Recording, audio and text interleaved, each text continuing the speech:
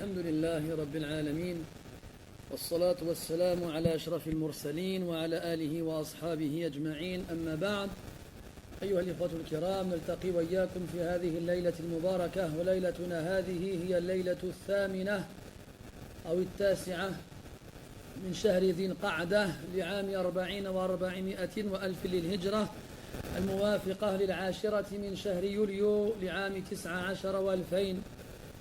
نلتقي في ليلة الخميس لنقرأ سويا كتاب الإمام البخاري رحمه الله تعالى المعروف بالأدب المفرد. وقد ختمنا بفضل الله عز وجل في الدرس السابق قراءة الحديث 90 و200، ونواصل الحديث الليلة مع الحديث الذي يليه بإذن الله عز وجل. Mes très chers frères, nous nous réunissons comme chaque mercredi soir afin de lire et d'étudier ensemble le livre de l'imam al-Bukhari rahimahullah ta'ala dans le bon comportement. Et nous avons, grâce à Allah azza wa jalla, pu conclure la semaine dernière la lecture du 290e hadith, et nous reprenons aujourd'hui avec le hadith suivant.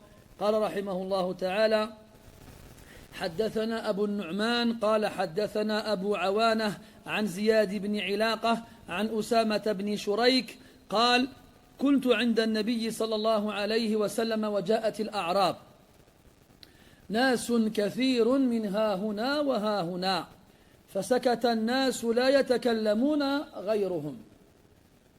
الأعراب كما تعلمون هم سكان جزيرة العرب الأصليون، والأصل أنهم يسكنون البوادي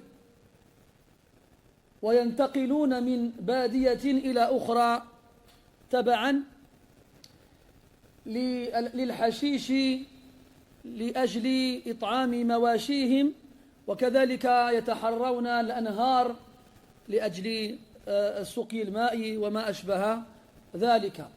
ثم بعد وقت اتخذت العرب مساكن في القرى والمدن، وشيئا فشيئا تركوا البوادي واستقروا فيها وأصبحوا أهل قرى ومدن. وصار ذلك بعد وقت طويل، وإلا فقبل البعثة النبوية وأثناءها كذلك لم تزل البوادي حافلة بالأعراب. والأعراب أصحاب طبائع غليظة وشديدة، ولقلة مخالطتهم الناس فلا يحسنون معاملتهم. فلذلك جاء في القرآن أن الله تبارك وتعالى قال: الأعراب أشد كفرا ونفاقا وأجدر ألا يعلموا حدود ما أنزل الله على رسوله. أجدر ألا يعلموا حدود ما أنزل الله على رسوله، أي أحق الناس بعدم معرفة الأحكام التي أوحاها الله عز وجل إلى نبيه عليه الصلاة والسلام هم الأعراب، لبعدهم عن المدينة النبوية ولبعدهم عن النبي صلى الله عليه وسلم وأصحابه رضي الله عنهم. فكانوا في الأصل يعتنقون الإسلام، وأنا في الحقيقة لا أحب هذا التعبير. يسلمون، يدخلون في دين الله، لكن عن غير قناعة، عن غير يقين، لفظا لا معنى. قال الله عز وجل عنهم: قالت الأعراب آمنا، فرد الله عز وجل زعمهم هذا، وعلم أنه مجرد لفظ لا حقيقة له. قال الله عز وجل لنبيه صلى الله عليه وسلم: قل لم تؤمنوا، يعني لم تؤمنوا بعد. والإيمان ضربان: الإيمان المطلق ومطلق الإيمان، وبين العبارتين فرق لا يسع مقامنا هذا بذكره. على كل حال، أمر الله عز وجل نبيه عليه الصلاة والسلام أن يقول لهم لم تؤمنوا، وأراد بذلك الإيمان الكامل، ولكن قولوا أسلمنا، لأنكم تقومون بأعمال الإسلام، فأنتم بهذه الأعمال مسلمون، لكن لم تصلوا بعد إلى حقيقة الإيمان. ومن ثم نفهم أن الوصول إلى حقيقة الإيمان لا يكون إلا من خلال القيام بأعمال الإسلام. هذا قول الله عز وجل في من يصلي ويصوم ويزكي ويحج ويعتمر وربما يجاهد في سبيل الله. لم تؤمنوا، فماذا عسانا نقول لمن لم يصلي ولم يصم ولم يحج ولم يعتمر ولم يزكي ولم يفعل شيئا من الإسلام ثم يقول أنا من المسلمين؟ لا، دعواهم هذه مردودة. فعلى كل حال الأعراب عندما دخلوا الإسلام أخذوا يطوفون على النبي صلى الله عليه وسلم، أولا لإعلان إسلامهم ولمبايعته عليه الصلاة والسلام، ثم في بعض الأحيان للتفقه في الدين. يسألون النبي صلى الله عليه وسلم عن بعض الأسئلة، يسألونه عن بعض الأمور فيجيبهم عليه الصلاة والسلام. يقول أسامة بن شريك: فسكت الناس لا يتكلمون غيرهم. ومر معنا في هذا الدرس أن الصحابة رضي الله عنهم كانوا قد حبسوا عن طرح الأسئلة على النبي صلى الله عليه وسلم بعد نزول قول الله تبارك وتعالى: يا أيها الذين آمنوا لا تسألوا عن أشياء إن تبد لكم تسؤكم. فكانوا يمسكون ألسنتهم عن طرح السؤال، فكانوا يحبون قدوم الأعراب لأنهم يسألون النبي صلى الله عليه وسلم، والمواضع التي يسألون النبي صلى الله عليه وسلم عنها مواضع غريبة تخرج عن المعهود، فكان تعجبهم مضاعفا. يقول: فسكت الناس لا يتكلمون غيره. Dans ce hadith-là, Usama ibn Shurayk radiyallahu anhu nous informe qu'il se trouvait auprès du prophète sallallahu alayhi wa sallam alors que les Bédouins arrivaient. Beaucoup de gens d'ici et de là, min hahuna wa hahuna, yani qui viennent de partout. Fasakata an-nas, les gens se turent, je veux dire se taire, se turent. Le verbe taire est un verbe spécial en français. Il ne faut pas rentrer dans sa conjugaison. Les gens se turent ou observèrent le silence. Personne d'autre qu'eux ne parlait. Les Arabes, les Bédouins. Vous savez, le mot arabe, en arabe, vient de l'i'rab, du verbe a'raba, qui veut dire afsaha amma fi nafsihi. A'raba bima'na afsaha amma fi nafsihi. Ça vient du verbe a'raba qui veut dire mettre en évidence ce qu'on a dans sa poitrine, dans son fort intérieur. Quand je pense à une chose, je vais mettre en évidence mes pensées, mes sentiments, mes émotions à travers mes mots. Et on appelle les Arabes ainsi car ils sont ceux qui sont le plus capables d'exprimer leurs pensées intérieures, leurs sentiments, leurs émotions avec la langue arabe, qui est la langue la plus claire de toutes les langues humaines, sans aucune exception, sans aucune comparaison possible. C'est pour cela qu'Allah Azza wa Jalla l'a choisi comme langue pour son dernier message. Donc les Arabes à la base, je vous passe le taqsim des Arabes, al-Arab al-Ariba, al-Arab al-Badiya, al-Arab al-Musta'raba. Je vous passe cette classification des Arabes. Mais à la base, ce sont des gens nomades. On a les nomades et les sédentaires. Les Arabes étaient des gens qui vivaient dans la Badiya, dans la campagne. On appelle en arabe la campagne Badiya du fait que, comme c'est une contrée généralement plate, dans laquelle il n'y a ni forêt ni rocher, eh bien tu es visible de loin. Donc al-badiya vient de bada yabdu, qui veut dire être visible, être apparent. ومنه قوله تعالى وبدا لهم من الله ما لم يكونوا يحتسبون. Al-badiya.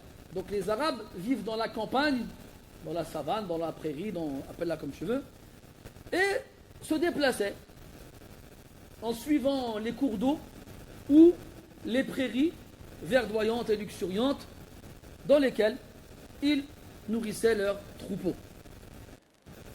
Et ils se déplaçaient ainsi. Il existait parmi eux quelques exceptions qui s'étaient installées dans des villes. Et à la base, ils étaient la minorité, ceux qui s'étaient installés. Mais la majorité d'entre eux, à la base, parcouraient toute la péninsule arabique. Puis avec le temps, petit à petit, la tendance s'est inversée et ce sont les gens qui vivent dans les villes et les cités qui étaient plus nombreux que ceux qui étaient nomades. Aujourd'hui encore, dans la péninsule arabique, en Arabie, si vous allez dans les déserts, vous allez dans les contrées vraiment éloignées, vous trouverez des tentes, vous trouverez des, comment on dit déjà, des irréductibles arabes qui ne veulent pas quitter leur tente, qui ne veulent pas quitter la prairie. Mais il reste malgré tout une très petite minorité. Donc, à l'époque du prophète sallallahu alayhi wa sallam, il y avait des Arabes dans les villes et les cités, et d'autres qui vivaient dans les campagnes. Et après la conquête de la Mecque, les Arabes se sont convertis à l'islam en masse. Donc les habitants de la péninsule arabique, que ce soit les habitants des villes ou les Bédouins, se sont convertis à l'islam en masse. Et les Bédouins sont connus pour disposer d'un caractère très fort, très sévère. Dans un hadith rapporté par Al-Bukhari, le prophète sallallahu alayhi wa sallam nous parle des Bédouins qui élèvent des chameaux. Il dit que ce sont des gens qui ont un cœur dur. Ashab qulubin qasiyah. Quant aux Bédouins qui élèvent des moutons, ce sont des gens qui ont un tab' layyin, qui sont de nature douce. Ça fait référence à ce qu'ils mangent. Celui qui mange du mouton sera plus doux que celui qui mange du chameau. Ala kulli hal, donc les Bédouins sont connus pour être durs, sévères.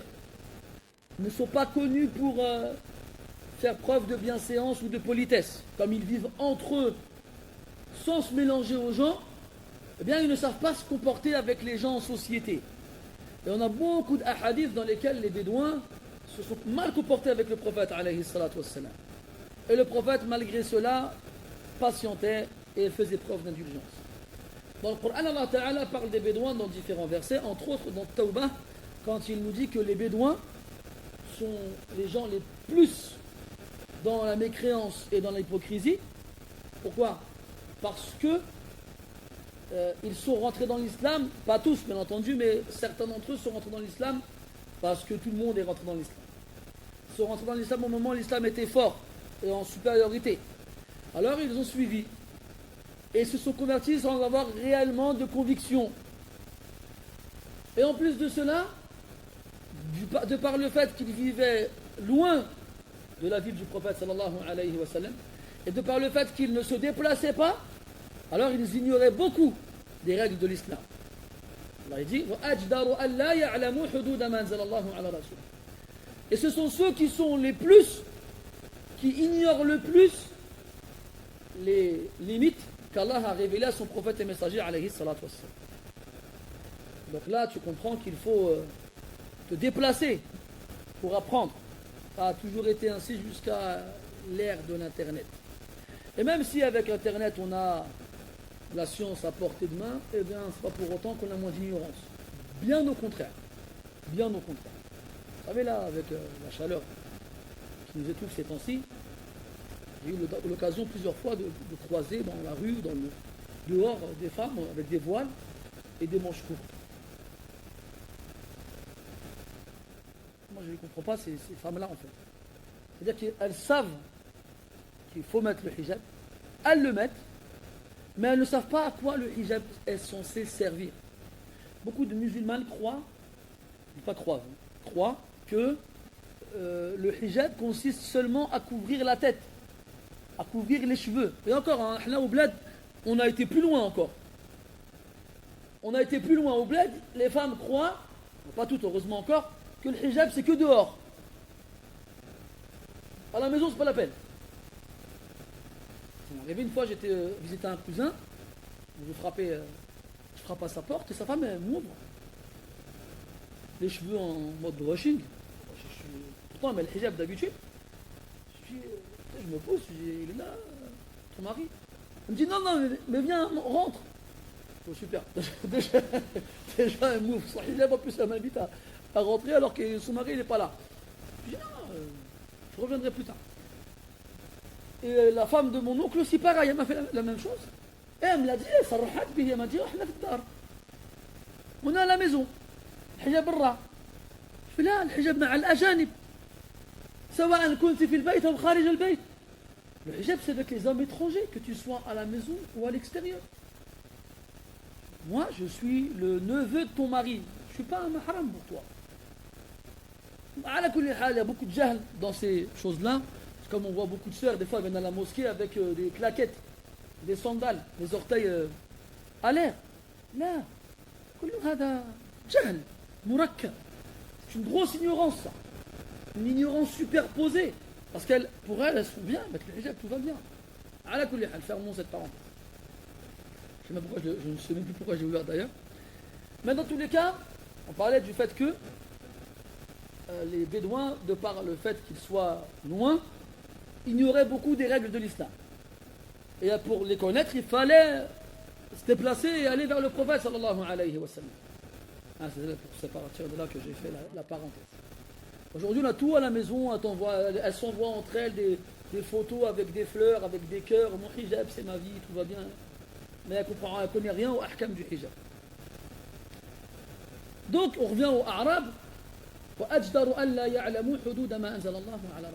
Et dans le Hujurat, Allah Ta'ala dit les Bédouins disent nous croyons. Ça y est, ils sont dans l'islam. Première étape, ils se sont convertis. Deuxième étape, ils ont appliqué l'islam. La prière, ils font l'aumône, ils jeûnent quand c'est le ramadan, il a khiri. Même certains d'entre eux, carrément, lorsque on appelle à la bataille, ils se joignent au rang des musulmans et combattent avec les musulmans. Donc ça y est, ils pensaient que c'est bon, on est des musulmans, on fait tout ce que les musulmans doivent faire, nous sommes donc des croyants. Vous savez qu'il y a des étapes, des degrés, des maratib. Il y a l'islam, puis il y a l'iman, et enfin il y a l'ihsan. Et quand on parle de iman, il y a l'iman à la base, la foi à la base, le fait de croire, comme dans le hadith de Jibril, le fait de croire en Allah et en ses anges, et aux livres, et aux messagers, au jour dernier, et à la prédestinée bonne et mauvaise. Puis, on a l'iman al-kamil, la foi complète, parfaite, à laquelle le prophète fait référence dans de nombreux textes, sallallahu alayhi wa sallam. Par exemple, personne d'entre vous ne croira réellement tant qu'il ne m'aimera pas plus que ses parents, que ses enfants, que ses biens, que lui-même. Ou bien, nul d'entre vous ne croira réellement tant qu'il n'aimera pas pour son frère ce qu'il aime pour lui-même. Ou bien, nul d'entre vous ne croira réellement tant que ses passions ne suivront pas ce de quoi j'ai été envoyé. Il a fait. Donc là, on parle de la foi complète. Ou bien encore, من كان يؤمن بالله واليوم الآخر فليكرم جاره وضيفه إلى آخره. C'est un hadith là. Donc il y a des degrés dans la foi. Et eux pensaient que parce qu'ils appliquaient les piliers d'islam, avaient atteint le plus haut degré de la foi. Allah leur a dit non. Vous rentrez dans l'islam, certes, mais vous ne croyez pas encore. Vous n'êtes pas encore arrivé à ce degré-là. Allah il demande au prophète de leur dire قُلْ لَمْ تُؤْمِنُوا. Vous ne croyez pas. Est-ce qu'on doit comprendre que c'est des koufars? Non. وَلَكِنْ قُولُوا أَسْلَمْنَا. Cependant, dites, nous nous sommes soumis. Et là, tu comprends que la première case par laquelle tu passes, c'est l'état de soumission, le fait d'être musulman. Et comment est-ce que tu concrétises cet état-là? En appliquant les actions de l'islam. En appliquant la prière, en appliquant l'aumône, en appliquant le jeûne, en appliquant le pèlerinage. Et c'est seulement après avoir appliqué ces actions-là que tu passes au degré de croyant. Que tu passes au degré de croyant. Dans l'Ahzab, Allah Ta'ala dit Inna al-muslimina wal-muslimati wal-mu'minina wal-mu'minat. On avait déjà dit ensemble que l'islam et l'iman, idha iftaraqa اجتمعا وإذا اجتمعا افترقا. Bien, au mu'annath, idha iftaraqata ijtama'ata al-kalimatan wa idha ijtama'ata iftaraqata. Ces deux mots-là, lorsqu'ils sont évoqués séparément, eh bien, chacun englobera le sens de l'autre. L'iman voudra dire l'islam aussi, quand il est évoqué tout seul, et l'islam voudra dire l'iman aussi. Mais lorsqu'ils sont évoqués ensemble, alors chacun a son sens qui lui est propre. Al-Ahzab, inna al-muslimina wal-muslimati wal-mu'minina wal-mu'minat. Les musulmans et les musulmanes, les croyants et les croyants. Pour montrer qu'il y a une différence entre eux. Et dans Al-Tahrim, عسى ربه إن طلقكن أن يبدله أزواجا خيرا منكن مسلمات مؤمنات. Pour montrer que il y a une différence. قل لم تؤمنوا ولكن قولوا أسلمنا ولما يدخل الإيمان في قلوبكم. ولما يعني et la foi n'est pas encore entrée dans vos cœurs. La foi n'a pas encore pénétré vos cœurs. Il y a la base, elle est là, mais elle ne s'est pas installée complètement dans le cœur. Et la foi ne s'installe complètement dans nos cœurs que lorsque les actions ont été assimilées par les membres. نطق باللسان واعتقاد بالجنان وعمل بالأركان. Comme les gens de la Sunna définissent la foi, une conviction avec le cœur, des actions avec les membres, une parole avec la langue. Donc cette foi doit passer et traverser tout ce qu'il y a en nous pour enfin s'installer complètement dans le cœur. Bref, les Bédouins donc étaient ignorants et n'étaient pas connus pour leur comportement, étaient durs et sévères et n'avaient pas la foi forte, de par le fait qu'ils vivaient loin du prophète alayhi salatu wassalam. Mais lorsqu'ils arrivaient à Médine, lorsque cela arrivait, donc ils venaient, ils envoyaient des délégations. Al-Wufud. Ils envoyaient des délégations au prophète sallam pour donc l'informer de leur conversion à l'islam, pour lui prêter allégeance, et aussi, de la part de certains d'entre eux, pour lui poser des questions. Et là, on arrive justement à la parole d'Oussama ibn Shurayk radiyallahu anhu lorsqu'il dit que quand ils venaient, nous, on ne parlait pas. C'est eux qui parlaient. C'est eux qui parlent.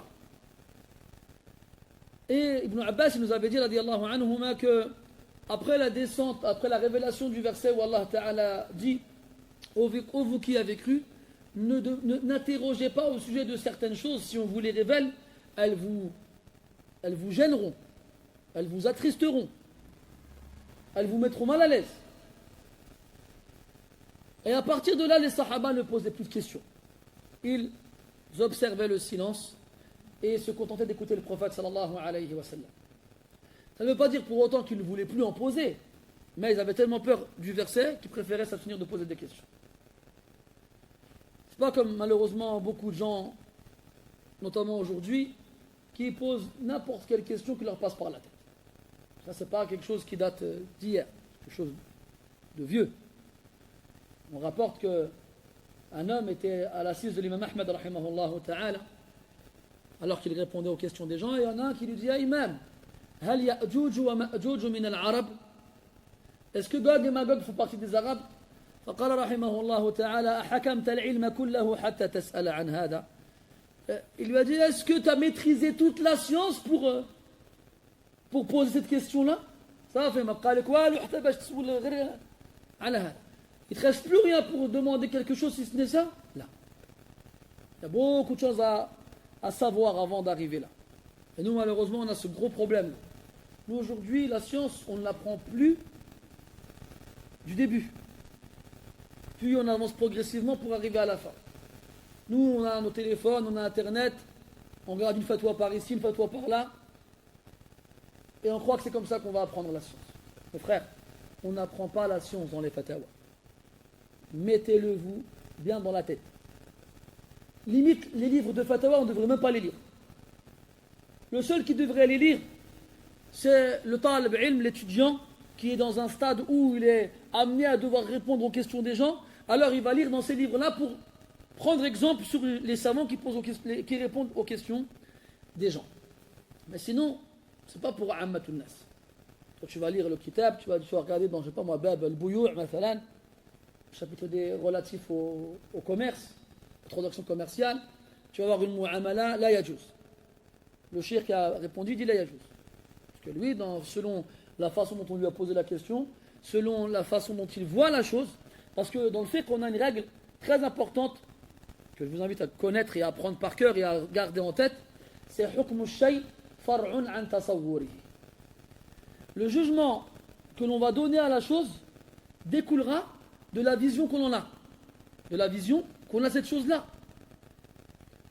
Mathalan, Ibn Hazm al-Andalusi, Sahib al-Muhalla, il a écrit un livre dans Manasik al-Hajj, dans les rites du pèlerinage. Avant de faire le pèlerinage.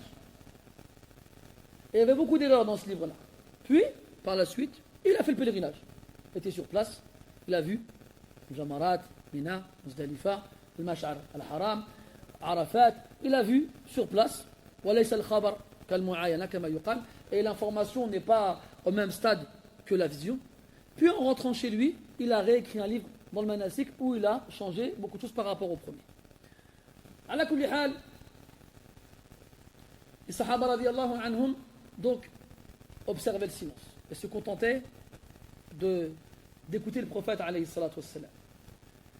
Et lorsque les Bédouins venaient, ils restaient silencieux et laissaient les Bédouins poser leurs questions. Surtout que les Bédouins étaient des gens qui posaient des questions assez hors du commun. Les Sahaba radiyallahu anhum, ils posaient des questions sur la croyance, sur les adorations, sur ce qui les concernait. Les Bédouins, ils allaient loin. Ils posaient des questions étranges, spéciales, différentes de celles que les Sahaba pouvaient poser radiyallahu anhum wa ardahum. Alors ça leur plaisait lorsque les Bédouins venaient et interrogeaient le prophète alayhi salatu wassalam. فقالوا يا رسول الله أعلينا حرج في كذا وكذا. عندما تمرون بهذه العبارة في الأحاديث فالمراد منها الاختصار وعدم الدخول في التفصيل لأغراض شتى، إما لأن الأمر لا يستحق أن يذكر، أو لأن الأمر ربما يتحرج من ذكره، وهذا الصنيع معروف في كتب المحدثين، أو لعدم معرفة الراوي بهذه الأشياء. على كل حال يسألون عن كذا وكذا، أعلينا حرج. الحرج في لغة العرب أو في لسان العرب الضيق، بمعنى الضيق. علينا ضيق لو قلنا مثل هذا الكلام أو فعلنا مثل هذا الفعل. هكذا قالوا. وطبعا يسألون عن الأمور المحرمة التي يخطر على بالهم أنها كذلك، لكنهم لا يعرفون ولا يعلمون. فدار بخلدهم أن عملا ما أو قولا ما حرام أو مكروه، فسألوا النبي صلى الله عليه وسلم عن ذلك. وهذا الصنيع لم يزل موجودا في زمننا هذا. الناس يتوقعون ويعتقدون أن بعض الأشياء لا تجوز. مثلا سئلت أو سئلنا عن شيء مضحك في الحقيقة يرحمك الله، وهو ترك السجادة بعد الصلاة من غير أن تطوى. فبعض المغاربة يعتقدون أن السجادة إن لم تطوى بعد الصلاة ذهب الشيطان يرقص عليها. ولا خليه يصلي ما شاء الله. فلذلك لو تركت سجادتك غير مطوية لا أسرع الناس إليك وكأنك ارتكبت كبيرا من كبائر الذنوب. هذا الأمر لا أصل له في شرعنا الحنيف. والغريب أن الذين لم يزالوا يتشبثون بمثل هذه الاعتقادات التي لا أصل لها لا يبالون بالأمور التي هي من المعلوم من الدين بالضرورة. ولا حول ولا قوة إلا بالله. على كل حال قالوا أعلينا حرج في كذا وكذا، في أشياء من أمور الناس لا بأس بها، في أشياء من أمور الناس لا بأس بها. وهذا نظيره قوله صلى الله عليه وسلم الحلال بين والحرام بين.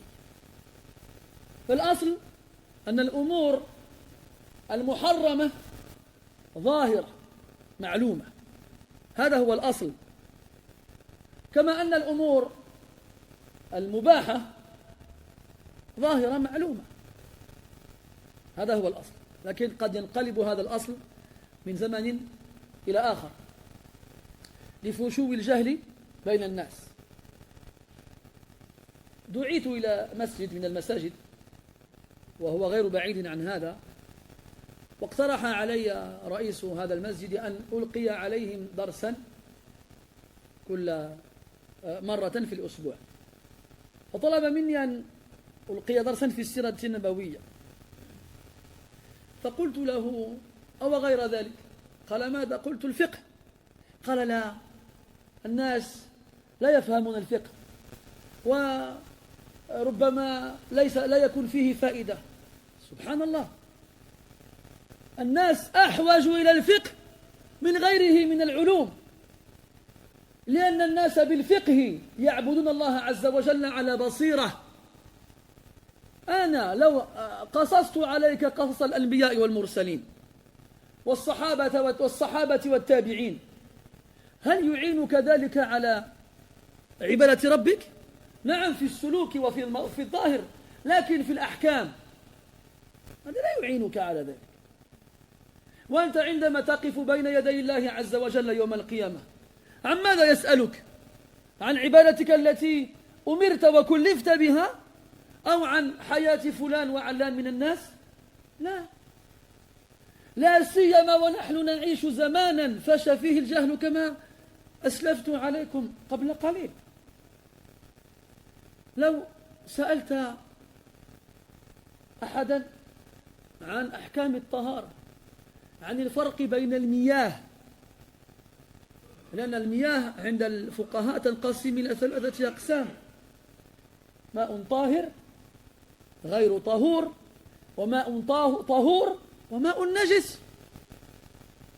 فأنت كيف تدري وكيف تميز بين هذه المياه وأنت تحتاج إلى معرفة كنه الماء لتتوضأ به ولترفع عنك الحدث؟ والصلاة، كم سمعت أذني رجالا عن يميني وعن يساري أثناء الصلاة يقولون في الركوع والسجود ما لم ينزل به الله سلطانا. هذا يقول لا حول ولا قوة إلا بالله، وذاك يقول صلى الله على نبينا محمد، وهذا يقول لا إله إلا الله. عجيب هذا والله. وكم سمعنا ولم نزل نسمع أناسا يعتقدون أشياء محرمة، هي كفر وشرك. فلماذا تذهبون بعيدا وتتركون ما أوجب الله عز وجل عليكم معرفته؟ ما يجوز هذا. أوردها سعد وسعد مشتمل، ما هكذا يا سعد تورد الإبل، على حد قول الشاعر. على كل حال، هؤلاء الأعراب أخذوا يسألون النبي صلى الله عليه وسلم عن أشياء هي مباحة لا بأس بها. فقال صلى الله عليه وسلم: يا عباد الله، وضع الله الحرج، وضع الله الضيق.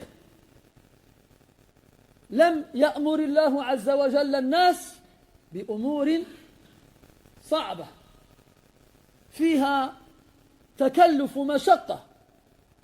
ما جعل عليكم في الدين من حرج. الدين مبناه اليسر، والمشقة تجلب التيسير. ولن يغلب عسر يسرين، وإن مع العسر يسرا، ومن يتق الله يجعل له من أمره يسرا، والله يريد الله بكم اليسر ولا يريد بكم العسر، والله يريد أن يخفف عنكم، إلى غير ذلك من الآيات. إذن تقرر عند الفقهاء أن الأصل في الأشياء الإباحة والطهارة، هذا هو الأصل في غير العبادات، في غير العبادات الأصل في الأشياء الإباحة والحل والطهارة. إذا أتاك آت وسألك عن حكم لبس الملابس السوداء، فقل له الأصل الجواز ما لم يرد الدليل بتحريمه.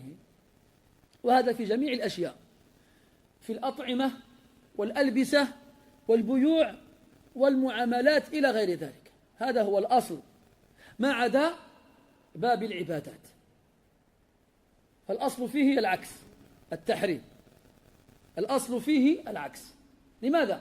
لأنه لا يجوز لأحد أن يعبد الله عز وجل بشيء لم يأتي الشرع به، لا يجوز.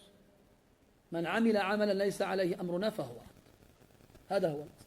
أما ما عدا العبادات من المعاملات سواء كانت اجتماعية أو تجارية أو غير ذلك، فالأصل فيها الحل والإباحة والطهارة.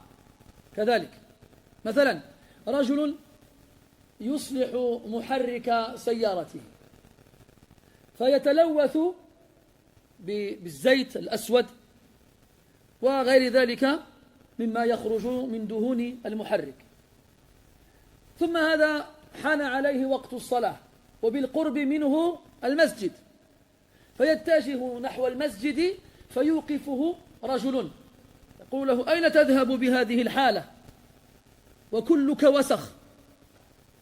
ارجع إلى بيتك، لا يجوز لك أن تصلي بهذه الأوساخ.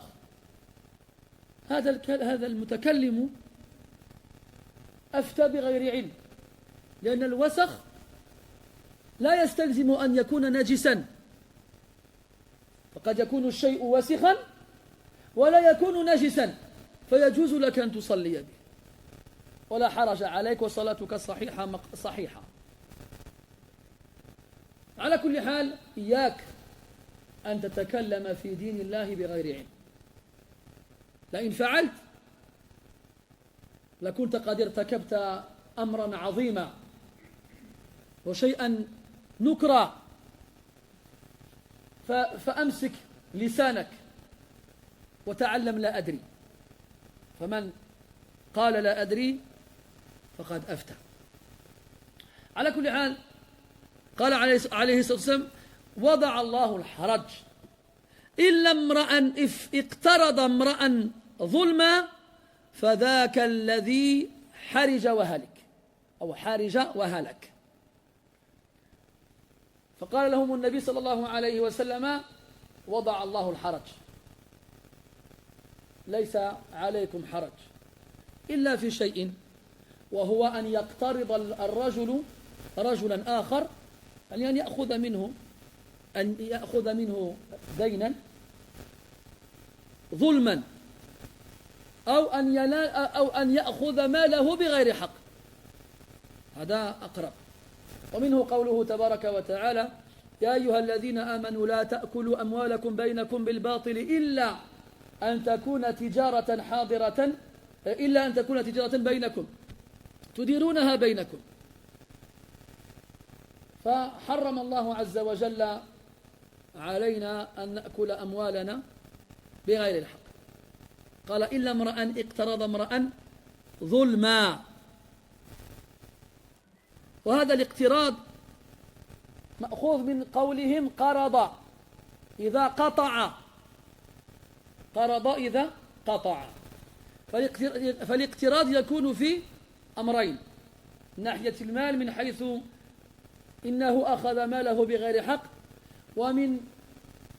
ومن ناحية العرض من حيث إنه قطع صاحبه بالكلام فيه بالغيبة والنميمة.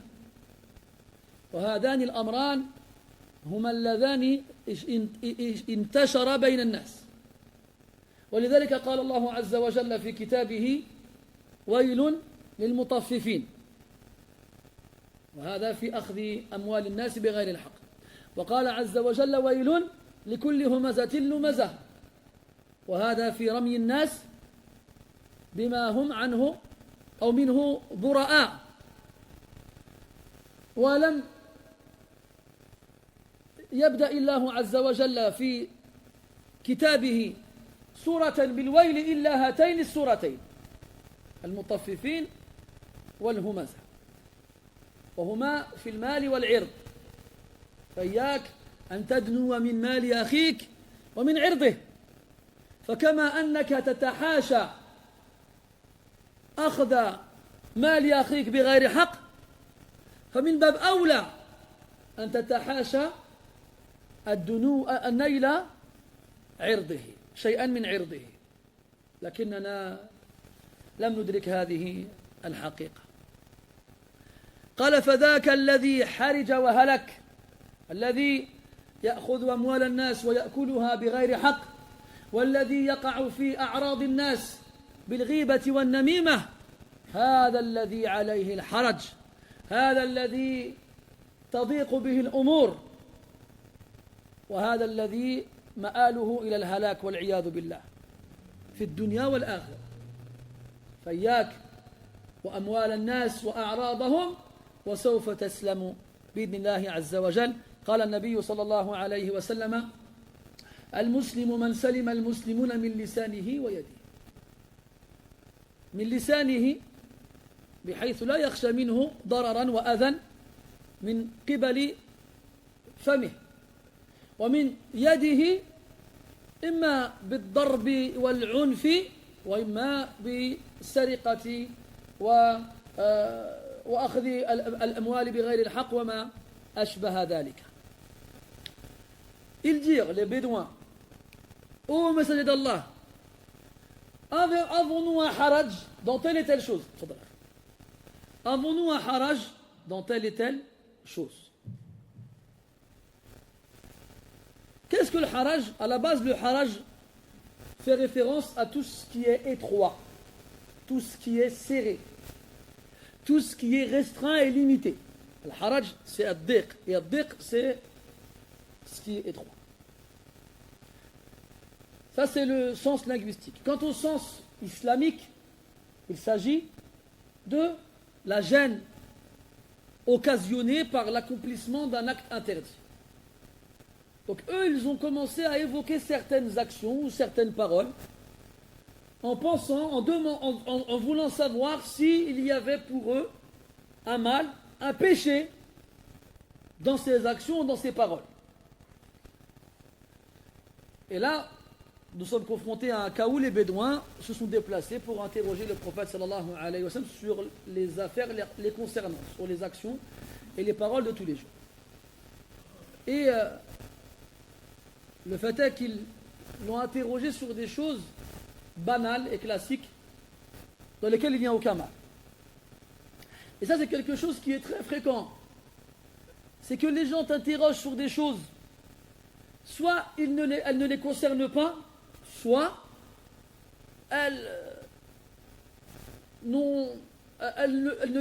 sont loin d'être réalisables.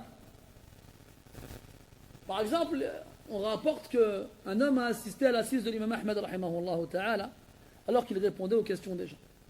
Alors il y a un homme qui lève la main et il lui dit: oh imam, est-ce que Gog et Magog font partie des Arabes? Et là, le prophète, l'imam Ahmed lui a répondu rahimahullah: est-ce que tu as maîtrisé toute la science pour poser une question pareille? En gros, ça y est, tu as fini d'apprendre la science, ça y est, tu as tout fini, tout ce qui te reste à demander, c'est ça? Non, il y a beaucoup de choses avant d'arriver là. Et la science, comme il dit Ibn Abbas radiyallahu anhuma dans l'explication du verset: walakin kunu rabbaniyin, disait que le Rabbani, c'est Man akhadha sighar al-ilmi qabla kibarihi. C'est celui qui prend les petites parties de la science avant d'arriver aux grandes. Vous savez, pendant des années, aujourd'hui encore, la jeunesse musulmane française se sont disputés, ont débattu sur des sujets qui les dépassent de loin, de très loin. On est là à parler de ci, de ça, du tarout, des gouverneurs, de guerres qui se passent sur terre, ou de ci ou de ça, alors qu'on ne savait même pas faire les ablutions. C'est-à-dire que dans les livres de fiqh, parmi les chapitres quand même assez complexes dans le fiqh, c'est le chapitre de la purification. T'arrives, le premier chapitre, il te dit que il existe 3 types d'eau. Une eau pure et purificatrice. 2 choses. Elle est pure et elle purifie. Puis on a une eau pure, mais qui n'est pas purificatrice. Quand on dit purificatrice, ça veut dire que tu peux faire les ablutions avec. Les grandes et les petites. Et il existe une eau qui est pure, mais qui n'est pas purificatrice. Ce qui signifie que si tu fais les ablutions avec, les ablutions ne sont pas valides. Et on nous dit qu'il existe une eau impure. Et pour savoir qu'est-ce que l'eau impure, il faut savoir ce qu'est l'impureté. Et l'impureté, comme les fuqaha disent, c'est un ayn, c'est une madda, c'est un corps. Mustakhbathun shar'an. C'est quelque chose qui est considéré comme impur par la législation divine, pas par toi et par moi. Ce n'est pas nous qui devons décider de ce qui est impur ou non. C'est les textes qui nous apprennent ce qui est impur et ce qui ne l'est pas. Par exemple, il existe une divergence chez les savants sur le sperme. Est-ce qu'il est pur ou est-ce qu'il ne l'est pas? Ou encore sur les excréments des animaux qui sont licites à la consommation. Le jour de l'Eid, tu attrapes ton mouton, bismillah, Allahu Akbar, hop, tu as toujours des moutons, pour se venger avant de partir, ils te lâchent quelques trottins. Tu t'en retrouves avec sur tes vêtements, il a akhiri. Mon vêtement qui est sali par les excréments de ce mouton, est-ce que je peux prier avec ou non? Je vois un frère là-bas, il dit non. Ala kulli hal. Quoi qu'il en soit, il y a d'autres choses aussi. Je me souviens une fois, un frère, il avait passé l'après-midi dans son parking à réparer son moteur. Et il avait plein de cambouis sur lui, de graisse, d'huile et d'autres saletés qui viennent du moteur. Et c'est l'heure de la prière. Et il est à côté de la mosquée, il revient à la mosquée. Et un frère lui dit, hey, tu vas où là? Bah, je vais faire la prière. Tu ne pries pas comme ça. Hein. Savez-vous dans quel état tu te trouves? Tu ne peux pas prier comme ça. T'es sale. Mais mes frères, il y a une différence entre la saleté et l'impureté. Une autre fois, des jeunes qui avaient fait du foot en salle sortent du gymnase et c'est l'heure de l'Isha. Et ils arrivent pour faire la prière à la mosquée. Alors pareil, un autre il leur dit non, vous n'avez pas le droit de prier avec la sueur. Mais d'où vous amenez ces choses? Ala kulli hal, dans les premiers chapitres du fiqh, on apprend ce qui est relatif à la purification. Puis on rentre un peu dans le vif du sujet. Il y a les ablutions, comment faire les ablutions, qu'est-ce qui est obligatoire dans les ablutions, qu'est-ce qui annule les ablutions. Puis on a adab qada il haja. Puis je ne respecte pas réellement l'ordre, mais on a le comportement à adopter quand on fait ses besoins. Puis après on découvre ce qui sort du corps, chez l'homme et chez la femme. Puis on arrive au chapitre relatif aux menstrues. Le sang qui coule de la femme. Et après tout ça, on a l'adhan ou l'iqama. Puis on a l'adab al-mashi ila as-salah. Puis on a la prière. Un long chapitre sur la prière. Après, on rentre dans salat al-jama'a, la prière en groupe. Après, il y a la prière du vendredi, il y a la prière de l'éclipse, il y a la prière de la demande de la pluie, il y a la prière de l'Eid. Après, il y a salat ahl al-a'dar, les gens qui sont excusés, qui ont des excuses. Après, kitab al-janaiz. Arrête, tu rentres dans kitab al-zakah. Alors là, amuse-toi bien. Amuse-toi. Tu apprends que dans la zakat, il y a 4 catégories qui sont soumises à la zakat. Al-naqdayn, al-dhahab wal-fidda, l'or et l'argent, donc ce qui fait office de monnaie d'échange. Puis il y a bahimatul an'am, les bestiaux. Alors, amuse-toi. Bintou makhad, bintou laboun, hiqqa. Qu'est-ce que c'est que ces trucs-là? Chaque bête, en fonction de son âge et de son sexe, elle a un nom différent. Et en fonction d'un certain nombre de bêtes, de têtes, chez les moutons, ou bien chez les... Ton nisab, il est différent. Tu te tires les cheveux. Après, tu rentres dans al-thimar ou al-hubub. Ce qui sort de la terre et ce qui pousse sur les arbres. Après, tu as ce qui est arrosé par la pluie et ce qui est arrosé par l'homme. Bref. Moi, il y a un bébé qui m'a vraiment fait me gratter la tête dans les premiers chapitres du fiqh, dans Kitab al-Manasik, dans le pèlerinage. C'est Jaza al-Saïd. Jaza al-Saïd, c'est, vous savez, quand on est en état de sacralisation, quand on fait le pèlerinage, le grand ou le petit, on n'a pas le droit de chasser. Ya ayyuha alladhina amanu la taqtulu as-sayda wa antum hurum. On n'a pas le droit de chasser. Et si jamais un pèlerin en état de sacralisation il chasse, alors il a une fidya, il a une amende, il doit payer une rançon. فَجَزَاءُ مِثْلُ مَا قَتَلَ مِنَ النَّعَمِ. Et en fait, il doit payer la valeur de l'équivalent de ce qu'il a tué comme bête, mais dans les bêtes domestiques. Il faut savoir qu'il y a les bêtes sauvages et les bêtes domestiques. D'accord? Si jamais je tue un lièvre sauvage, eh bien il faudra que je paye la valeur de l'équivalent du lièvre sauvage dans les animaux domestiques. Et là, tu rentres dans un épisode de 30 millions d'amis. Tu as des animaux, tu ne savais même pas qu'ils existaient. Des chiens de prairie. Ou bien, j'en passais d'autres. Et leur équivalent dans les animaux domestiques. Tu dis, subhanallah. Et là, tu comprends que pour être un faqih, tu dois être un botaniste, tu dois être un vétérinaire, tu dois être un astronome, tu dois avoir une culture générale exceptionnelle pour t'y retrouver là-dedans. Quand tu rentres dans Shurut Salah avec le Qibla, t'expliques comment savoir la Qibla elle se trouve où? Avec des étoiles.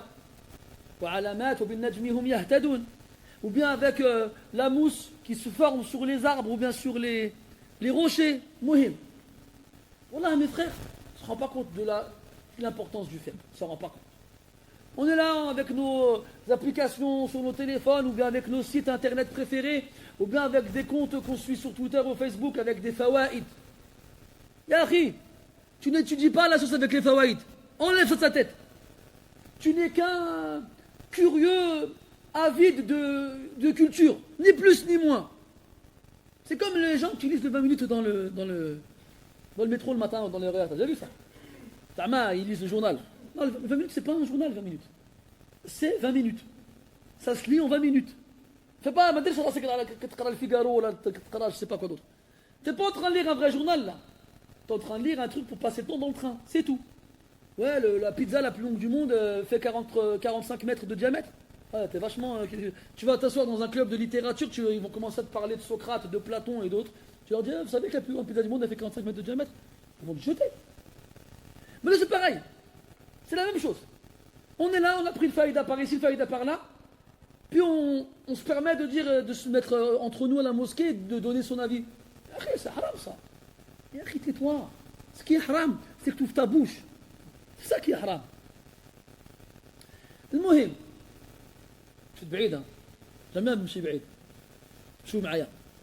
Donc ils ont posé des questions sur des choses dans lesquelles il n'y avait aucun mal. Comme les gens aujourd'hui. Ils ne connaissent quasiment rien. Et les choses qu'ils demandent, parce que moi, une fois, il me dit, ouais, je connais un frère, il a un grec, et il ne déclare ses employés que partiellement. Je dis, attends, t'as un grec? T'as un grec, toi? Il me dit, non. Je dis, pourquoi tu poses la question? En quoi ça te concerne? Ça ne te concerne pas. Tu meurs là. Est-ce qu'Allah il va te demander quelque chose au sujet du grec de ce frère-là. Non. Occupe-toi de tes affaires. من حسن إسلام المرء تركه ما لا يعنيه احرص على ما ينفعك. C'est dans les hadiths, ça.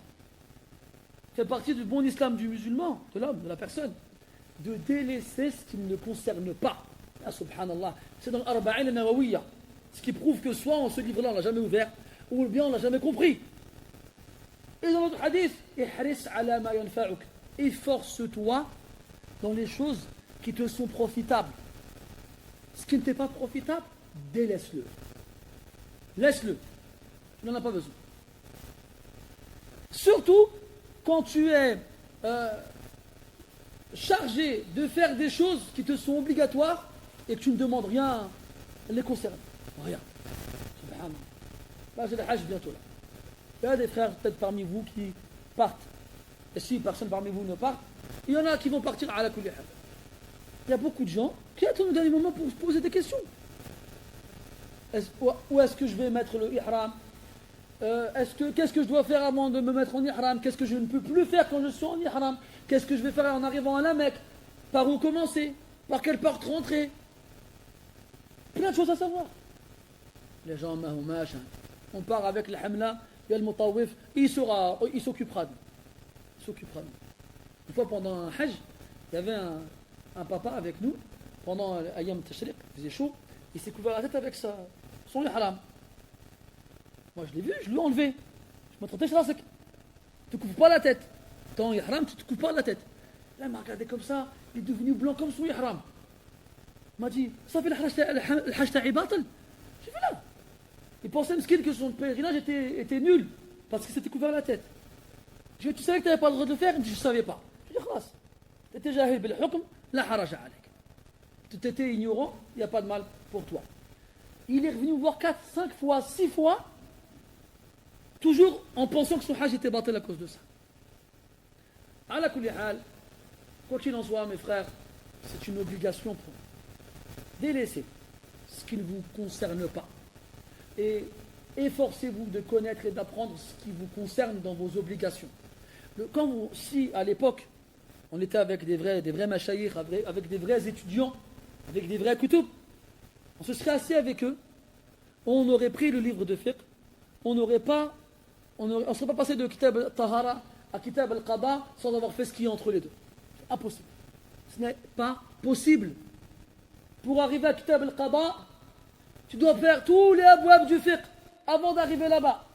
Nous, on a des qudat sans savoir faire les ablutions. On dit quoi? Kafir, mu'min, mubtadi', fasiq, dal, khabith et j'en passe et d'autres, alors que la yuhsinu yatawadda. Subhanallah. Jamais dans les pays musulmans, à travers l'histoire des musulmans, jamais on a mis au rang de juge un ignorant qui ne sait pas faire les ablutions. Ça n'existe pas. Ce n'est pas possible. Aujourd'hui, les gens se sont auto-proclamés juges en distribuant les ahkam sur les gens, alors qu'ils ignorent les ahkam les concernant dans les choses les plus basiques. Et là, les bédouins, c'est ce qu'on leur reproche ici. Yas'aloun an ashya min umuri nas la ba'sa biha. Ils interrogent sur des choses des gens, dans lesquels il n'y a aucun mal. Et nous, on a ça aujourd'hui encore au bled. Je me rappelle, une fois, j'étais chez ma tante, je fais la prière, puis j'ai laissé le tapis de prière sans le plier. Et là, ma cousine, elle vient en courant, plonge sur le tapis comme ça, et puis hop, et toi, plie-le. Je dis, Alèche, pourquoi? Il me dit, parce que si jamais tu ne le plies pas, Shaitan, il danse dessus. Et au fil il fait la prière. Je sais s'il fait la prière, c'est bien. Masha'Allah, elle laissait tous vos tapis dépliés. Qu'est-ce que vous racontez? Cette fille-là, Afallahu anna wa anha. Fi wad, wa l'islam fi wad, wa baynahuma wad. Wa baynahuma awdiya. C'est des gens qui sont loin du din, très loin du din. Par contre, ces choses-là, s'y accrochent. Ils ne veulent pas le lâcher. On a plein de comme ça. On a plein. C'est comme, là, il fait chaud actuellement. On voit beaucoup dans la rue, donc nos sœurs qui mettent le hijab, mashallah, tabarakallah. Mais on en voit certaines avec des manches courtes. Voilà, voilà. Normal. Ou d'autres avec les pieds nus et qui ne mettent que des sandales. Mais vous n'avez pas compris encore que le hijab, c'est un vêtement qui couvre tout le corps et pas seulement un chiffon qui te cache les cheveux. Pas ça le hijab. Yudnina alayhinna min jalabibihin.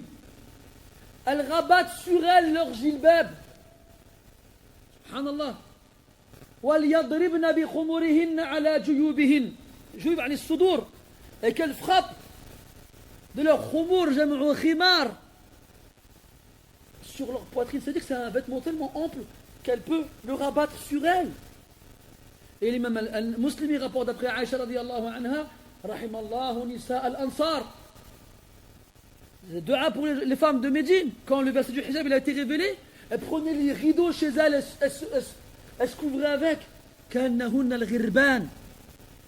Comme si elles étaient des corbeaux. Pas des pans. Comme on les voit aujourd'hui là. Toutes les couleurs, du fluo, gars. La nuit, elle s'allume. Qu'est-ce que c'est que ça? Et là, elle vient, elle te dit, ouais, Foulane, est-ce qu'on peut écouter Foulane? Mais qu'est-ce que c'est que ça? Ala kulli hal, il y a beaucoup de choses à apprendre et beaucoup de priorités à remettre à leur place. Mais nous, on n'a pas le sens des priorités. On met, comme on dit en français, la charrue avant les bœufs. Moi, je leur ai dit, sallallahu alayhi wa sallam, ya ibadallah, wada' Allahu al-haraj. Allah, azza wa jal, a levé la gêne. Comme dans le Coran. وَمَا جَعَلَ عَلَيْكُمْ فِي الدِّينِ مِنْ حَرَجٍ. Il n'a point mis de gêne pour vous dans cette religion. Quand Allah tabaraka wa ta'ala légifère une chose, elle est à la portée de tout le monde. Elle est faisable. Et si elle n'est pas faisable pour une raison ou pour une autre, alors tu en es exempté. La wajiba ma'al ajz. Ça c'est dans les obligations. Dans les interdictions, s'il va t'arriver un mal en t'éloignant de l'interdiction qu'Allah t'a faite, eh bien l'interdiction est levée et tu l'as fait. Ad-darurat tubihu al-mahdhurat. Et lorsque tu es face à une difficulté, alors la législation divine va être simplifiée pour que tu puisses, malgré la difficulté, continuer à adorer Allah Azza wa Jal. Et cette religion est bâtie sur la facilité. Et comme Allah dit dans le Coran, il veut pour vous la facilité, il ne veut pas pour vous la difficulté. Et comme il a été rapporté dans le hadith, jamais une difficulté l'emportera sur de facilité. Donc, notre religion est basée et bâtie sur la facilité. Il existe une mas'ala chez les usuliyin, chez les savants des fondements de la jurisprudence, dans al-fatwa.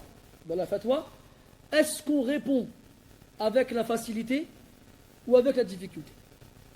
Et là, ils disent, par précaution, on répond avec la difficulté. Il vaut mieux que les gens s'abstiennent de faire une chose licite qu'ils ne fassent une chose interdite. D'autres, ils ont dit non. La base, c'est qu'on leur répond avec la facilité. Parce que dans certaines circonstances, si on leur dit toujours non, non, haram, haram, ils ne pourront plus rien faire et ils ne tiendront plus. Et cette mas'ala, elle est importante et intéressante en fonction des circonstances. Les ulama disent kullama baqa al-amr ittasa' wa kullama tasa'a baqa. Ça veut dire quoi? Que lorsqu'on est dans une situation où les musulmans sont aisés et appliquent leur religion facilement sans aucune contrainte, là on va serrer. Parce que être sévère avec eux dans ces circonstances-là ne va pas leur apporter de gêne. Parce que, alhamdulillah, tout est facile pour eux. A l'inverse, si les musulmans vivent dans un endroit où c'est dur pour eux, on leur met des bâtons dans les roues, on les empêche, alors là, on va élargir et on va être plus souple. Mais ces qawaïd-là, malheureusement, elles sont quasiment plus appliquées aujourd'hui. Il y a même une qaïda qui dit, dans le fatwa toujours, dans l'iftar, al-khata'u fi at-taysir awla min al-khata'i fi at-ta'sir. Il vaut mieux se tromper lorsqu'on simplifie les choses aux gens que se tromper lorsqu'on leur rend les choses difficiles. على كل حال وضع الله الحرج. Et wallah, et c'est une réalité. Dans cette religion, il n'y a pas de difficulté. Il n'y a pas de gêne. Il n'y a pas de choses que les gens ne peuvent pas faire. Et s'ils ne peuvent pas les faire, ils sont excusés. Qu'est-ce que tu veux de plus? Et quand on entend les gens aujourd'hui qui disent ouais mais vous, avec vous, tout est interdit, on ne peut rien faire, il a akhirihi. Mais pourquoi? C'est parce que le haram s'est répandu. C'est comme ça. C'est comme quelqu'un qui est allergique. Quelqu'un il est allergique. Il ne pourra pas se baigner là où se baignent les gens. Il ne pourra pas aller dans les parcs où les gens passent des bons moments parce qu'il est allergique au pollen. Il ne pourra pas sortir quand il fait chaud. Et il ne pourra pas boire certaines boissons ou manger certaines choses. Parce qu'il est malade. Quand tu n'es pas diabétique, tu manges la sel, tu manges le miel, et tu manges le halawiyat, et tu manges les sucreries, et tu manges les pâtisseries, et tout va bien. Le jour où le jour où quelqu'un il apprend qu'il est diabétique, c'est fini. C'est fini. C'est fini le sucre, c'est fini le miel, c'est fini ci, c'est fini ça. Après, la qaddar Allah, c'est l'insuline et c'est les galères. Donc quand tu es malade, tu n'as pas accès aux mêmes choses que les gens qui sont en bonne santé. Ben, c'est pareil dans le haram et dans le halal. Quand quelqu'un, il ne fait pas le haram. Pas le haram. Et il est assis dans une assise où on dit que c'est haram de boire de l'alcool, c'est haram de se droguer, c'est haram de fumer, c'est haram de faire riba, c'est haram de danser avec des femmes, c'est haram d'aller dans les boîtes de nuit, c'est haram de mettre des mini-jupes, c'est haram de mettre... Toi, tu as tout ça, ça te touche ni de près ni de loin. Parce que tu ne fais pas ces choses-là. Ça ne te fait rien. Tu dis, bah vas-y, continue. Moi, ça ne me concerne pas ce dont tu parles. Ça fait longtemps que ces choses-là, je ne les fais pas. Mais celui qui est dans ça, là, chaque fois que tu dis, il se prend un punch à droite, il se prend un punch à gauche. Oh mince, je ne pourrais plus boire. Oh mince, je ne pourrais plus aller en boîte. Oh mince, je ne pourrais plus aller avec les filles. Oh mince, je ne pourrais plus faire ci. Et là, son shaitan, il s'énerve. À l'intérieur, il est comme ça. Il tape. Laisse-le pas finir de parler, celui-là. Et là, tu as toujours un qui il faut, ah, tu m'as haramtu à ga'alina kul shay, ntuma. Et là, il se lève et dit quoi? Vous nous avez tout interdit. Non. On vous a interdit les choses interdites que vous faites. Mais le musulman, normalement, quand il apprend qu'Allah interdit une chose, ben, il ne la fait pas. Normalement. Mais nous, on arrive à une époque où on doit interdire aux musulmans les choses qu'Allah leur interdit, pardon. La mince alors. Et après, c'est nous les méchants. Subhanallah. Ala kulli hal. Wada'a Allahu al-haraj. Il n'y a pas de haraj. Alhamdulillah. La base dans l'adoration, c'est ce qui est à portée de main, ce qui est accessible, ce qui est faisable. C'est facile. Et même si l'adoration elle peut paraître difficile, comme par exemple faire l'Isha en été à une heure tardive, ou jeûner en été des longues journées, ou, je ne sais pas moi, faire le pèlerinage, il a akhiri. Tu vas me dire quand même c'est difficile. Je vais te dire, c'est difficile, mais c'est faisable. Et ces actions-là, tu remarques qu'Allah il les légifère en groupe. Parce que quand on les fait ensemble, c'est plus facile à faire que si on les fait tout seul. Le pèlerinage, on est des millions à le faire en même temps. Le jeûne, pareil. La prière, si on la fait à la mosquée, on va faire la prière à la même heure. Mais quand on regarde à droite, on regarde à gauche, on voit tout le monde est dans le même bateau, finalement, c'est pas si dur que ça. Ala kulli hal, Allah il a levé al-haraj. Par contre, il leur dit illa mra'an iqtarada mra'an dhulma.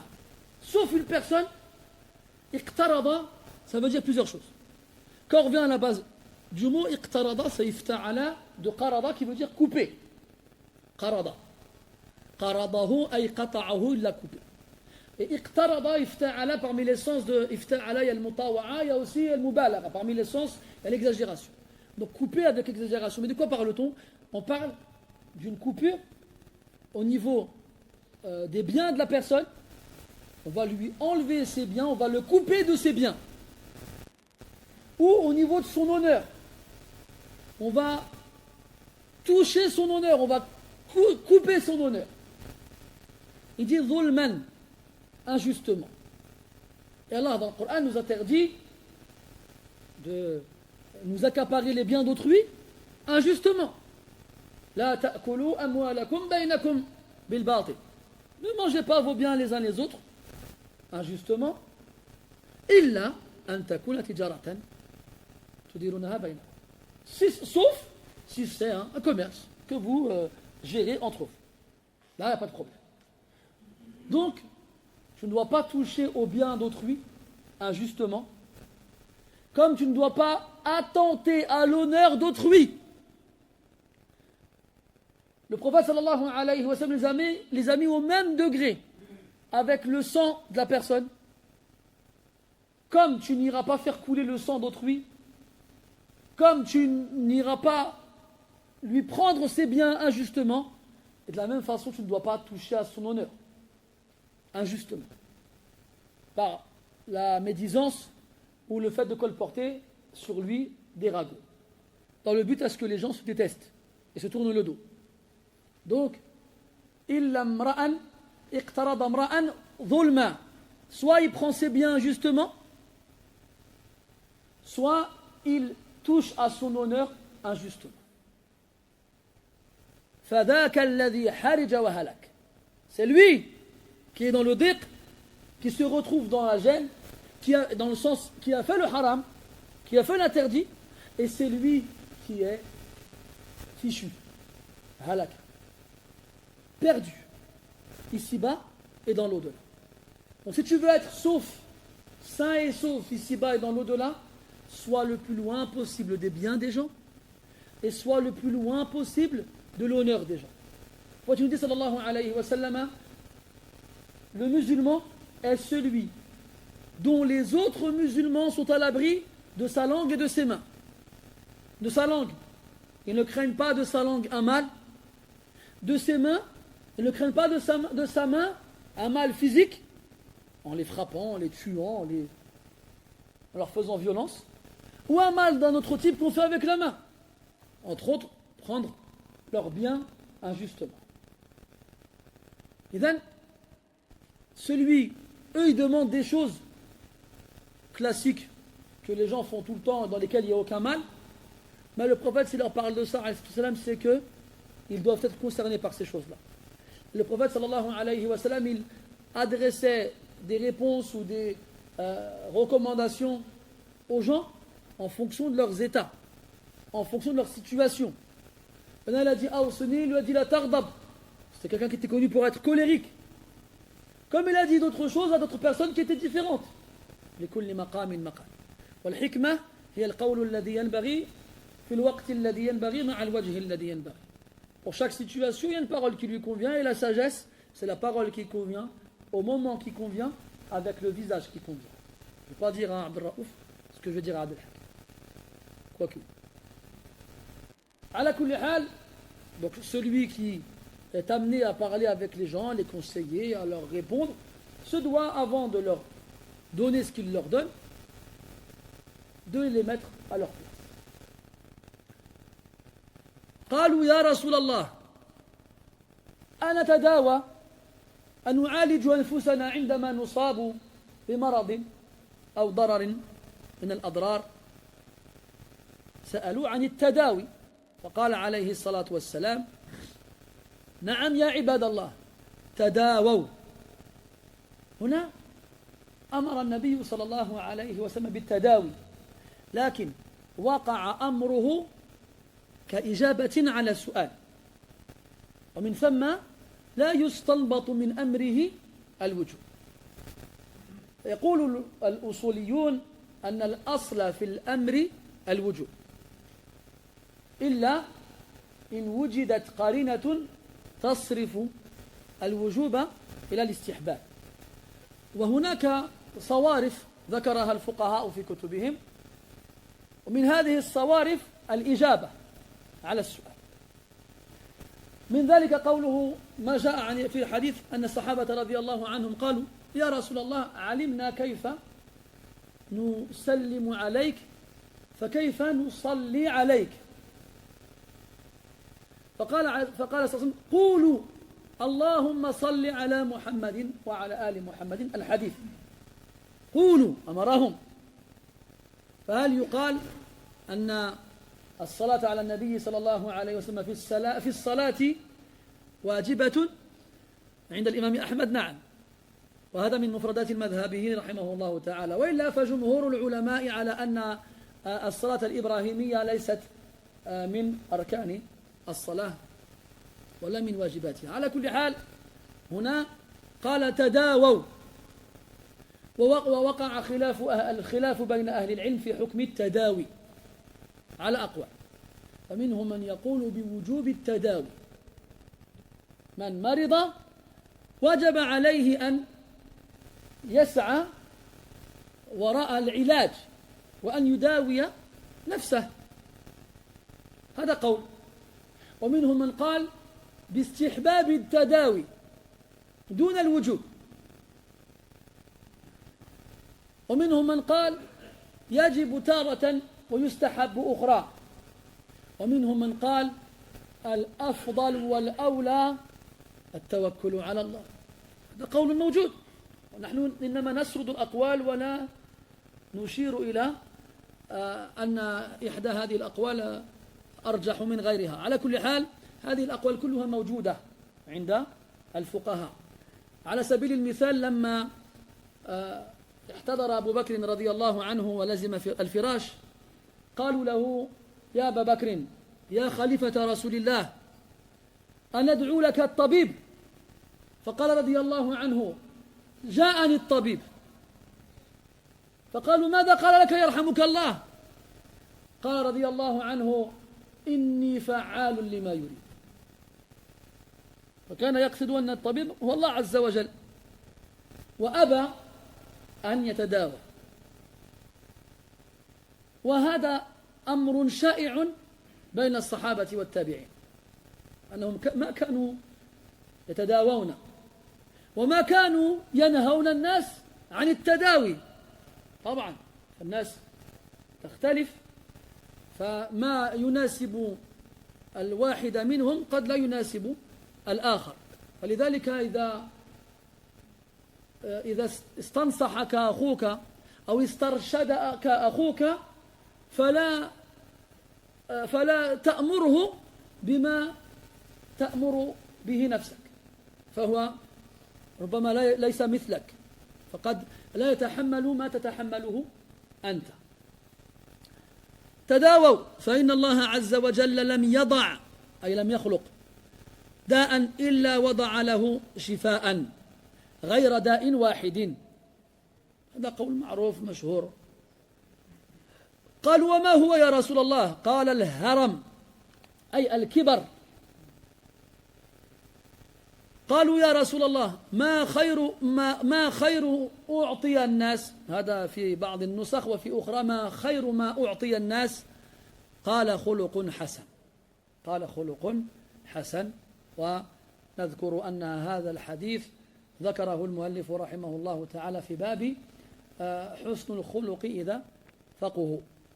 فبعد أن فقههم في دينهم قال لهم أن خير ما أعطي الإنسان هو الخلق الحسن، والخلق الحسن خير ما يكون عند رجل أو امرأة لهما فقه. طيب, on finit le hadith rapidement. Ils demandèrent au prophète alayhi salatu wassalam, devons-nous nous soigner? Donc lorsqu'on tombe malade, ou lorsqu'on est blessé, ou lorsqu'on est touché par un mal quelconque physique, est-ce qu'on doit se soigner? Il a répondu alayhi salatu wassalam, oui, ô esclaves d'Allah, soignez-vous. Et là le verbe il a un impératif. Et le verbe conjugué à l'impératif chez les savants indique l'obligation.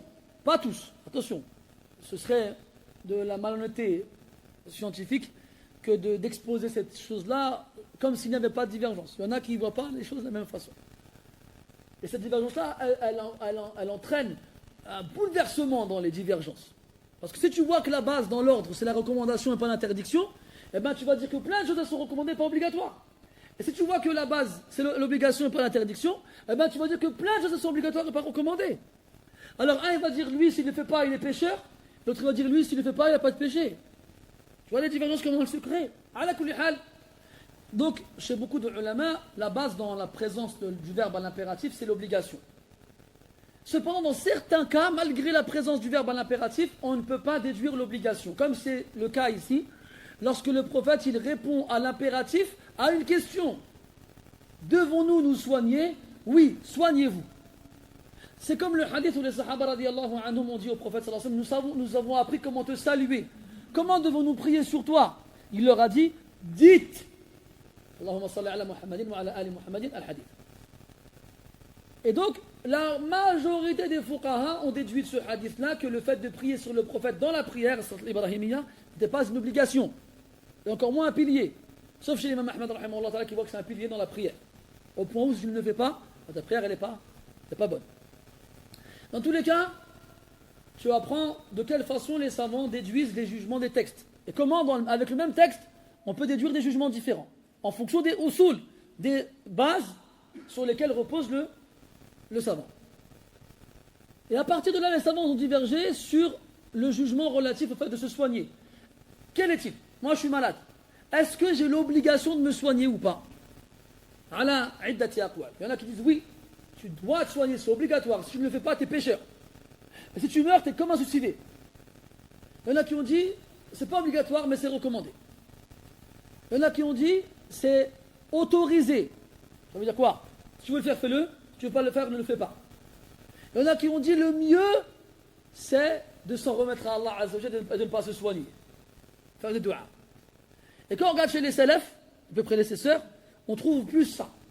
Abu Bakr as-Siddiq radiyallahu anhu, lorsqu'il était en train d'agoniser, on lui a dit, est-ce que tu veux qu'on t'appelle un médecin? Il a dit, non, c'est bon, il est déjà venu le médecin. Ah ouais? Et qu'est-ce qu'il a dit? Il a dit, je fais ce que je veux. Allah Azza wa Jalla. Et il a refusé de se soigner. Et beaucoup d'autres compagnons et d'autres tabi'in en ont fait de même. Cependant, ils n'ont pas interdit aux gens de le faire. Bien au contraire. Des fois, certaines choses, on va faire certaines choses parce qu'on se sent capable de les faire. Il ne faut pas pour autant en faire une règle générale et dire aux gens d'en faire autant. Quelqu'un, il va lire le Coran toutes les semaines, entièrement. Si on vient le voir, on lui dit combien de temps je dois mettre pour finir le Coran, il ne va pas leur dire une semaine. Parce que ce que lui il arrive à faire, ce n'est pas forcément ce que les gens arrivent à faire. Il leur dira un mois, il leur dira 40 jours, comme ça a été rapporté. Et c'est ce que les salafis faisaient. Ils s'interdisaient des choses, mais ils ne les interdisaient pas aux gens. Tout dépend du degré que l'on a. On est différents et on doit prendre en compte ces différences-là. Après, il a dit, car Allah n'a pas créé un mal ou une maladie, sans qu'il ne lui ait créé un remède, une guérison. Sauf une seule chose, sauf un seul mal. Et lui dire, quel est ce mal-là qui n'a pas de guérison, qui n'a pas de remède? Il a répondu al-haram. Al-haram, la vieillesse. Aujourd'hui, on entend à la télé qu'ils sont en train de faire des tests dans les laboratoires pour trouver un médicament contre la vieillesse, contre la mort. Eh bien, continuez. Puis, ils finirent en disant, ô messager d'Allah, quelle est la meilleure chose qu'on puisse donner à l'être humain? Quelle est la meilleure chose qui puisse être donnée à l'être humain? Il a répondu, un bon comportement. Et on a dit que ce hadith-là était présent dans le chapitre du bon comportement lorsqu'il y a avec lui de l'instruction dans sa religion.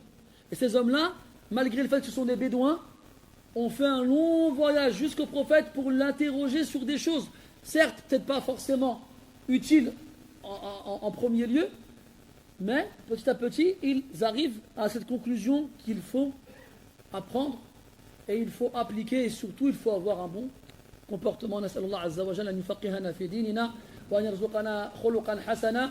سبحانك اللهم وبحمدك أشهد أن لا إله إلا أنت نستغفرك ونتوب إليك وصلى الله على نبينا محمد وعلى آله وأصحابه أجمعين والحمد لله رب العالمين وبارك الله فيكم.